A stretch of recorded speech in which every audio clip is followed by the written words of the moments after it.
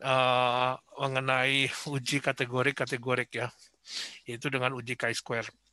Jadi pada prinsipnya adalah, kok saya disable sih? Siapa yang hostnya ya? Marlinang, saya bisa dijadiin host nggak? Harus jadi co-host. Jadi hostnya supaya jadi bisa, saya bisa, makasih Marlinang. Supaya jadi bisa, apa namanya, bisa share ke teman-teman kalau ada yang mau diskusi ntar. Jadi, ya sebagai pendahuluan mengenai, apa namanya, uji kategorik pada prinsipnya adalah kita mau penelitian ada pertanyaan penelitian. Pertanyaan penelitian itu kita mau analisanya mau pakai apa, kategorik atau numerik untuk variabel independen dan variabel dependen. Jika variabel independen dan dependennya itu adalah kategori-kategori, kita ujinya pakai R-square. Nggak penting berapa kategorik itu. Kenapa untungnya kita pakai kategorik? Untungnya adalah hasilnya nanti kita bisa bilang bahwa risikonya berapa dari variabel independen itu, mau produktif atau mau beresiko, gitu ya. Nah, apa ruginya pakai kategorik? Ruginya sampelnya besar, karena uji kategorik biasanya penelitiannya potong lintang sama kohort. Ya, bisa sih dibuat case control, tapi case control biasanya susah untuk mencari kontrolnya. Ini ada apa namanya, dataset tentang IMT RLPP ada nggak di epidemiology.net? Ada ya Pak Feli ya? Ada dok, silakan dok. Teman-teman Nah, tolong di download jadi ya untuk teman-temannya coba download tentang dari epidemiologi. Apa tadi? Saya lupa namanya. epidemiology.net Ya. miring FP2 ya. Epidemiology.net ini FP2. Nah, di situ cari dataset yang mengenai ini ya. RL, kita main-main semua dataset deh. IMT RLPP ya. Di sini ada nggak IMT RLPP? Nah, itu dataset multivariat itu. Ya. Ya, udah semua sama. Saya kecilin dulu ini. Ya, bikin kacau. Kalau udah download, beberapa udah download, saya lihat komputer menyala-nyala sendiri. Kayak belajar dari jarak jauh semua ya. Ya, kita mulai aja. Jadi, kalau kita mau melihat data, kita biasanya saya nggak tahu data siapa, jadi saya juga nggak ngerti. Ya, jadi kita mulai dengan mungkin kita analyze descriptive, lalu kita bisa masukin semua variabelnya. Kita mau lihat datanya data apa sih? Ya. Nah, dari situ kan keluar seperti ini. Ya. Jadi masukin semua dataset ke ini, lalu kemudian akan keluar seperti ini. Di sini kita bisa lihat jumlah N-nya rata semua 80, baik itu variabel dari IMT sampai kolesterol apa, energi dan lain-lain. Saya nggak tahu independennya apa, dependennya apa, kira-kira aja. IMT kita lihat ini variabelnya, kalau lihat yang minimum maksimumnya adalah bentuk angka besar, katanya numerik ini. Berarti IMT numerik, seks itu adalah kategorik, RLP lingkar-lingkar perut kali ya.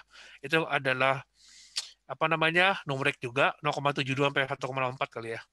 Kolesterol juga numerik, HDL juga numerik, trigliserid 41 sampai 21 juga numerik, energi juga sama, lemak juga, serat numerik juga.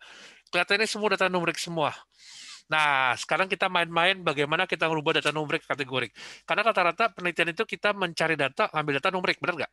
Supaya kita bisa dapat datanya itu bisa kita otak-atik macam-macam. Jangan ngambil data kategorik. Karena kalau cuma ngambil data masuk kategori mana ini? Oh, dia masuk ringan sedang, checklist ini apa. Hasilnya kita nggak punya data bagus untuk kita otak-atik ke depannya. Mendingan data numerik, lalu kita kategorikan. Caranya gimana? Kita analyze, analyze, kok di sini nggak ada? Ini transform sebelahnya, digeser ini tempatnya ya. Transform, lalu record into different variables. Nah, apa yang kita mau record? Semua yang numerik jadi ini, kategorik gitu ya. Kita record IMT. Nah, IMT kita rubah ke output dalam bentuk IMT kategorik. Kriteria Asia Pasifik berapa IMT? Ada yang tahu? IMT kategorik. Nah, change, jadi masukin ininya harus nyambung semua. Jadi kan ini jadi variable baru nih. Lalu label terserah, boleh bisa, boleh, nggak apa-apa. Lalu klik change, setelah itu baru, udah sama saya semua belum nih? Udah ya. Lalu kemudian klik Alt and New. Nah, IMT variasinya panjang, tapi kita buat dari yang paling rendah sampai nilai 18,5 itu kita anggap sebagai IMT-nya adalah underweight, ya kan? Jadi kita kasih skor misalkan 0. Lalu di-add. Lalu 18, berapa namanya? 18 poin 511 gitu ya. 50-1 gitu ya, supaya menghindari dia ada angka kecil ya. Nah, itu kita kasih sampai berapa? Sampai 22.9 ya. 22.9. 99. Itu kita anggap skornya 1. Norway. Lalu 23 23.000 sampai 24 poin berapa? IMT 24.9 ya. Itu kita anggap sebagai overweight 2. Lalu dari yang paling range ini sampai paling tinggi 25.000 kita anggap sebagai itu adalah obese. Kita nggak usah lah bagi, obese 1, obese 2, obese 3. Ini aja obese. Ya, udah sama saya semua. Jadi mentransform itu bisa dalam bentuk numerik, kita transform dalam bentuk kategorik. Patokannya apa cut off ini? Patokan yang resmi tentunya. Jangan asal-asalan. IMT kita buat sampai berapa? Sampai 15 aja deh. 15 underweight, 15 sampai 17 overweight. Jangan ikutin panduan yang kalian baca dari substansi ya. Continue, ini udah semua, pasti udah change kan. Lalu oke. Kita akan punya variabel, kita klik yang di sini ada variable view. Lihat paling bawah IMT kategorik. Ya, udah ada variabel baru. Kita buat lagi yang lain. Kolesterol. Kolesterol total kira-kira patokannya berapa? 200 ya. Jadi kita transform juga kolesterol total. Ini keluarin dulu yang tadi. Kolesterol total, kita kolesterol 2 kategorik. Kategorik aja. Kolesterol total.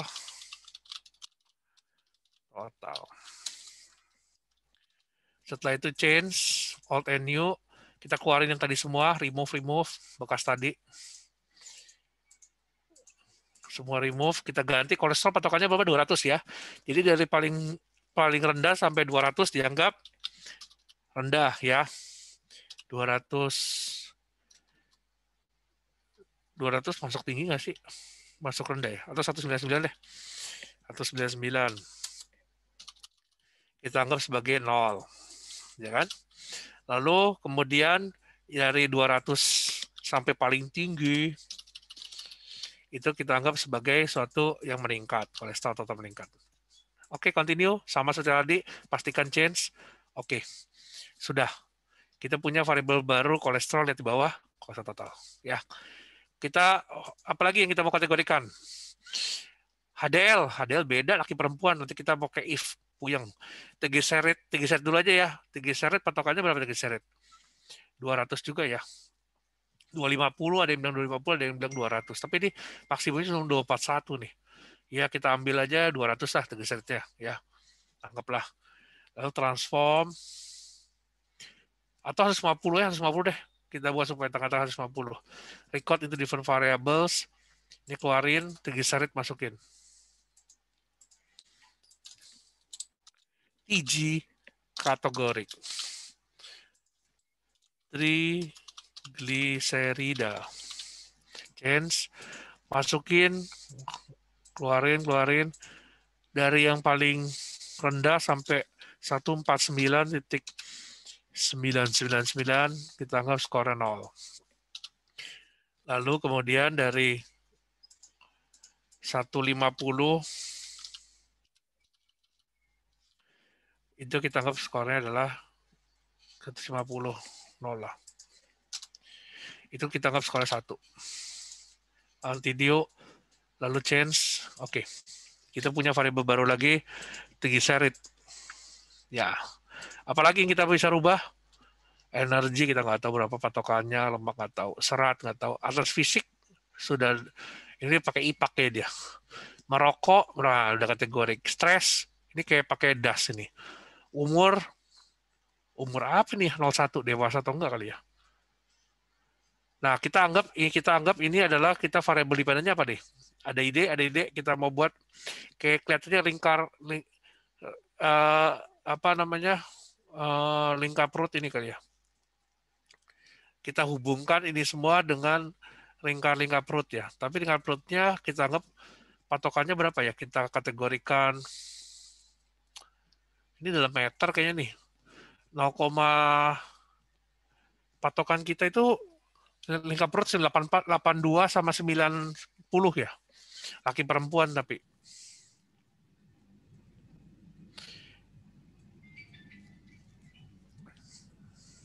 Atau yang mudah itu kita hubungkan aja apa ya? Lili nggak Lili? Lingkar perut kita patokan 90 deh, sampai 0,9 kita kategorikan supaya kita punya data lah. Record different variables untuk lingkar perut RLP mana RLP? RLP kategorik lingkar perut.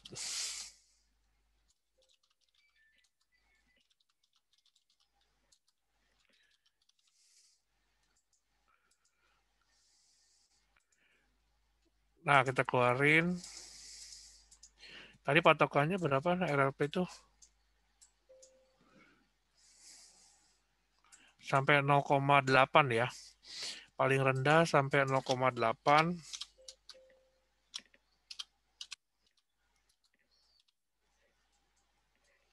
Itu kita anggap skornya 0. Jika di atas 0,81,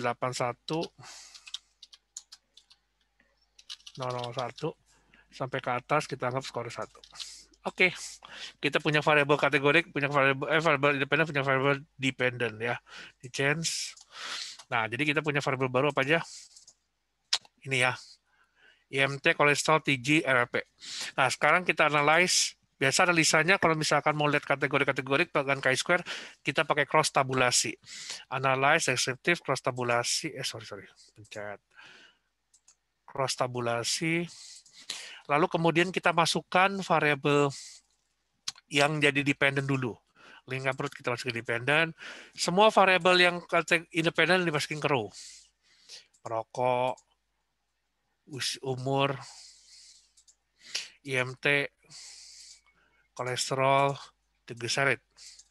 Lalu klik statistik, udah semua ya. Ini independent di row, dependent di kolom. Nah, statistik kita klik chi-square list. Ya, chi-square list.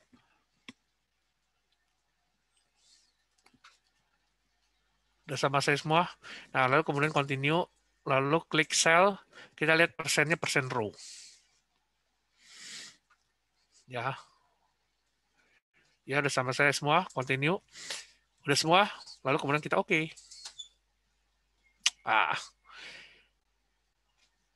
Haha, ada 5 missing. Jadi, kita bisa lihat berapa angka yang valid dari 80 itu, angka kategori 75, ternyata 5 missing. Yang lainnya semua komplit ya, 100%.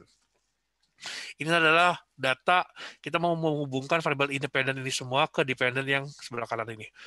Lalu kemudian kita lihat, untuk jenis kelamin dengan lingkar perut, apakah berhubungan nggak jenis kelamin dengan lingkar perut? Ini adalah tabel 2x2. Kalau kita buat seperti ini, kesannya berarti lingkar laki-laki sebagai variabel yang outcome, yang berisiko, si lingkar perut sebagai outcome yang meningkat sebagai yang positif, obes gitu ya anggapnya ya. Nah, jadi kita lihat dari sini, sebelum kita lihat ini, saya biasa ngelihat dari persen row ini. Karena outcome-nya adalah 1-1, ini kan outcome di sini, berarti lihat angka 90. 90 kita bandingin sama yang mereka nggak punya outcome. Perempuan dianggapnya tidak ada outcome kan. 90 bagi 80, 1,1 sekian. Kelihatannya nggak beda jauh ya. Kalau kelihatan ini, kelihatannya nggak bermakna. Dari sini bisa kelihatan nih sebenarnya ya, apakah arahnya bermakna atau tidak bermakna. Lalu kemudian ini tabel 2x2, patokannya entah pakai concentric correction atau pakai Fisher-Isaac. Dua ini ya. Nah, kalau misalkan dia zero cell, berarti kita bisa pakai concentric correction. Tapi kalau dia di bawah ini satu sel, kayak ini satu sel, berarti kita pakai Fisher-Isaac. Berarti nilai adalah 0,49. P-nya. Odds rasionya gimana? Benar, laki-laki berisiko. 2.255 dari confidence interval 0,456 sampai 11. Ini jauh banget ya. Kelihatannya samplingnya ngacak nih. Kalau confidence interval terlalu jauhnya, kelihatannya samplingnya kurang oke. Terus yang kedua, karena dia melewati angka 1, 0,45, 0,35, 0,25, 0,15, 0. Baru 15, 12, sampai ketemu 11. Nah, itu berarti artinya dia melewati angka 1 kan? Berarti dia dianggap tidak bermakna. Dari confidence interval kita bisa tahu tidak bermakna. Dari sini bisa kelihatan clinical signifikannya dan dibuktikan dengan P-nya 0,499.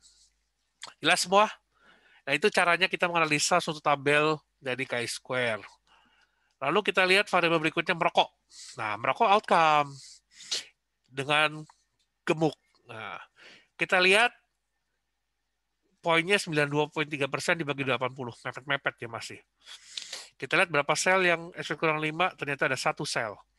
Berarti kita pakai yang tadi, Fisher-Isaac. Karena double 2x2 kan. Fisher-Isaac 0,446. Berarti tidak bermakna juga. Risknya gimana? Odds rasionya bermakna nih, tapi melewati angka 1.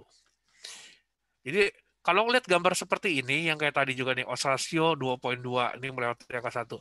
Biasanya kelihatannya masalah sampling nih. Artinya jumlah sampelnya kurang. Kalau jumlah sampelnya kita banyakin, mungkin di atas 80, dan ini merata, kelihatan SPT kurang 5, pasti bermakna. Jadi kemaknaan statistik tergantung sampling. Tapi kemaknaan klinikal, lihat ada persentase ini. Kalau bedanya jauh banget, kelihatannya secara ini memang secara klinis berbeda. Jelas ya? Jadi itu bagaimana kamu menginterpretasi data dan diskusi ketika buat diskusi di hasil skripsi kalian. Sekarang orang tua, apa beresiko terhadap lingkar perut membesar? Biasanya iya ya, buncit makin tua makin buncit. Tapi ternyata secara klinik nggak berbeda dia. 0,85 dibagi 0,8, ya mepet-mepet. Dan sesuai ya. Walaupun dia zero cell, artinya dia merata nih, SPT kurang dari 5, kita ambil continuity correction. 0,711. Tetap dia bermakna. Berapa nilai P-nya? Odds rasionya 1.5. Lower risk 0,454 jadi 4,959. Tidak bermakna juga. Karena masalah samplingnya kurang. Ya. IMT sekarang. Nah ini. IMT, masalahnya ada angka missing di IMT ini.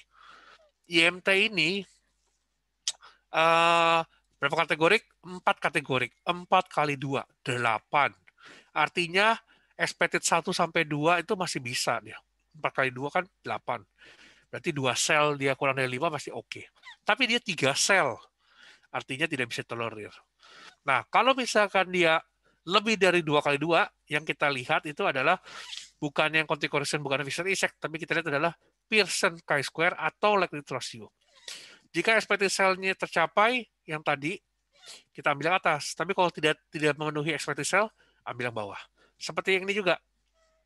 Kalau dari sini, tabel 4x2 kita nggak bisa melihat resiko. Karena pasti nggak keluar odds rasionya. Kenapa begitu? Nggak bisa kita bagi, ADBC-nya nggak bisa. Dan kita mau bandingin apa? 3 sama 1. Pasti ada 1 jadi reference. Itu menjadi yang utama. Ya. Kalau kita bandingin terhadap normal weight aja. Memang kelihatannya obes beresiko sih, 88 bagi 78 secara klinis ya. Tapi statistik nggak bisa menilai itu. Oleh karena itu, makanya kita ambil adalah yang 3 sel, berarti kita ambilnya likelihood ratio 0,787. Ya. Ada pertanyaan? Nah, itu untuk tabel lebih dari 2 kali 2. Sekarang untuk tabel 2 kali 2 lagi. Kita lihat yang mana? Continuity correction atau Fisher-Isaac test. Ya kan? Kita lihat berapa hasilnya di 1 sel. Berarti dia ambilnya yang Fisher-Isaac 0,624. Berapa secara klinis? 83.3 dibagi 75. Nggak terlalu beda jauh juga. Nilainya, odds rasionya positif ya. Memang berisiko. Untuk 67, 0,3 sampai 9,272. Segi seret gimana? Kelihatannya sih berisiko ya, segi seret ya. 100 bagi 80. Nah, lihat kan? Ini walaupun 1 sel 0,3344. Samplingnya nggak udah mendekati 0,05. Saat klinis sampai bermakna dia. 100 bagi 80 beda 20% tuh. Ya. Odds rasionya ternyata dia protektif ini, triglycerid. Maksudnya protektif apa? Yang lebih apa namanya, lebih beresiko kebalik ini. Agak aneh ya, nggak sesuai substansi ini data. Kenapa? Kita tahu kalau triglyceridnya makin tinggi, harusnya perutnya makin buncit ya. Jadi katanya nggak sesuai sama substansi nih, nilai daripada statistik ini ya. Entah masalah cut off atau entah masalah distribusi data ya.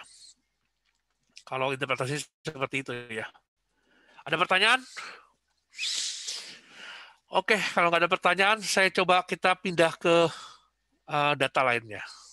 Kita tutup aja, nggak usah kita save. Ini kita tutup juga.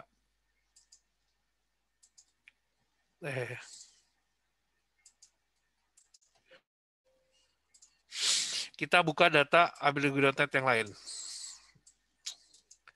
945. Kita ambil data ASI.SAF deh.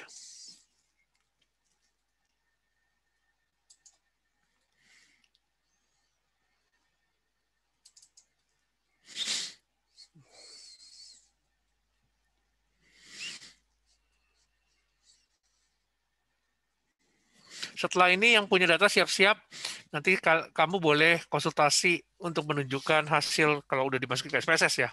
Nanti saya coba bantu analisa data kalian. Mungkin kita lihat dulu pertama datanya seperti apa, seperti tadi. Kita masukkan semua datanya. Nah, dari sini bisa lihat banyak kategorik ini ya.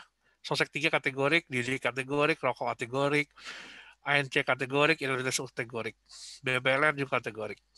Katanya independennya BBLR nih. Ya, kita analis aja.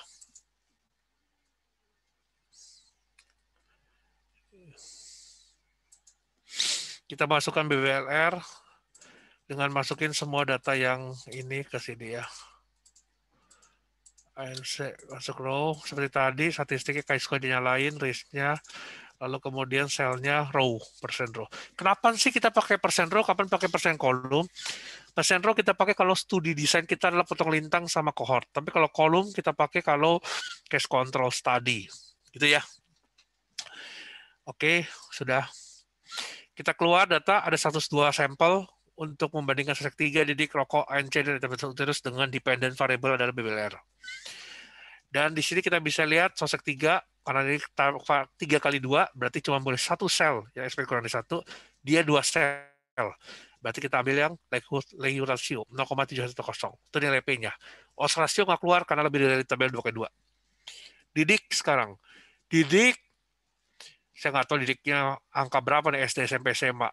Nah, kurang lebih dari sini paling mayoritas adalah di sini ya, 43%, 50% di bawah ya, understudy. Di sini zero cell, karena tabel 3 kali 2, kita ambil yang Pearson chi-square, 0,137. Risk estimate-nya nggak keluar karena tabel bukan 2 kali 2. Rokok, nah dia, tabel 2 kali 2. Apakah orang merokok berisiko BBLR? Perempuan, ibu hamil merokok, BBLR anaknya, 43,5% bagi 40. Secara klinis nggak bermakna. Statistik juga tidak. Zero cell, tabel 2 kali 2, kita ambil continuity correction, 0,989. Jelas ya? Lalu kemudian odds ratio berapa? 1,13, 0,4. Case samplingnya kurang nih. ANC juga sama, tabel 2 kali 2. Kelihatannya ini protektif ini ya, ANC ya. Jadi semakin sering makin datang malah makin rendah. Lihat odds ratio-nya benar protektif ya. Jadi kalau ininya beda sama seperti tadi, data yang tadi ya, sebelumnya nih, kita lihat nih. Data yang ini, nih. Udah dibuang tadi ya, tutup ya. Tadi datanya itu nggak sesuai, nggak linear. Kalau dari sini kan kelihatan nih persentasenya lebih banyak persentasenya yang tadi mana sih? Yang ANC nih. 42% di ANC 0, artinya di protektif ini. Tapi kalau yang tadi enggak ya, lebih banyak yang 0, tapi yang nilai oscillasinya 1 poin nggak protektif. Berarti itu nggak jelas makanya yang tadi. Apa cut off atau apa tadi saya bilang. Nah, ini nilai 2 kali 2 kita ambil berapa sel? 0. Berarti ambil continuity correction 1,00. Oscillasinya berapa? Protektif. Semakin dia sering kontrol, maka dia berkurang resiko BBLR-nya. Sebanyak hampir 10% ya. Irritabilitas uterus. Kalau dia sering kontraksi, bisa BBLR nggak? Bisa dong logikanya. 42,1 dibagi 40,6. Hasilnya zero cell ambil corticosteroid, tapi statistiknya tidak bermakna 1,00. Resikonya adalah 1,03. Ini konsistensinya. Ada pertanyaan? Satu lagi sebelum kita pindah, saya mau membantu kalian. Ini semua kategorik, tapi ini variabelnya. Pembimbing bilang, saya itu mau supaya keluar odds ratio semua, nggak bisa begini. Ya sudah, saya keluarkan. Caranya adalah kita transform untuk yang didik. Didik sama tadi, sama sosek 3 ya. Jadi variabel sosek 2. Karena harus keluar odds ratio katanya kan. Sosek 2 kategorik. Change. Lalu kemudian kita rubah. Saya lupa. Udah mulai tua, makin lupa deh. Nilai sosek 3 itu 123 tadi ya. Ya, berarti 1 kita anggap sama dengan 1 misalkan. 2 sama dengan 2. 3 sama dengan 2 gitu ya. Jadi 2 kategori. Nah, jadi kalau misalkan kita mengategorikan yang mengenai record dari kategori ke kategori yang lebih kecil, biasanya pakai value yang di atas ini. Tapi kalau dari numerik pakai yang ini tadi ya. Bisa ya. Kita change, jangan lupa supaya berubah ininya. Baru kemudian oke. Kita udah punya variabel baru, benar nggak? Kita cek di sini. Variabelnya sosek 2 udah ada. Satu lagi, pendidikan juga sama. Kita transform record into different variable pendidikan. Jadi didik 2.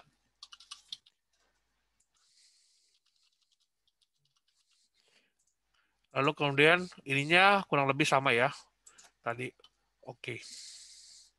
Kita punya 2 variabel baru, didik 2.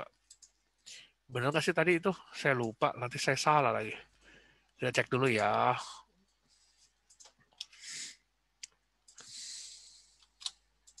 Kita masukin sosek sama didik berapa? 1, 2, 3 bukan tadi. Benar. Nggak pikun berarti saya. Jadi kita analyze, cross tabulasi, kita keluarkan yang tadi semua ini, tapi kita masukkan variabel baru bawah. Masih default sama, ya, belum berubah. Oke. Hasilnya apa sekarang kalau dibuat 2 kategori? Didik 2 kategori, ternyata 35 bagi 5. Malah jadi protektif ya. Benar ya.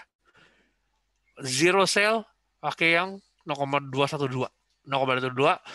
Estimate-nya adalah 0,55, 0,25. Jadi protektif malahan ya. Ketika kita bagi ini. Sedangkan kalau sosek 2, 46 bagi 38. Nilainya zero cell 0,551. Quantity correction. Lalu kita lihat berapa resikonya, masih beresiko ya. 1,397.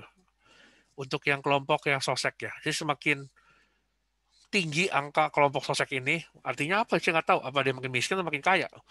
BBLR malah beresiko. Ya, saya rasa itu aja dari saya. Ada pertanyaan? Silakan. Jika ada yang mau diskusi mengenai datasetnya, tolong raise hand. Nanti saya jadikan co-host supaya bisa share screen.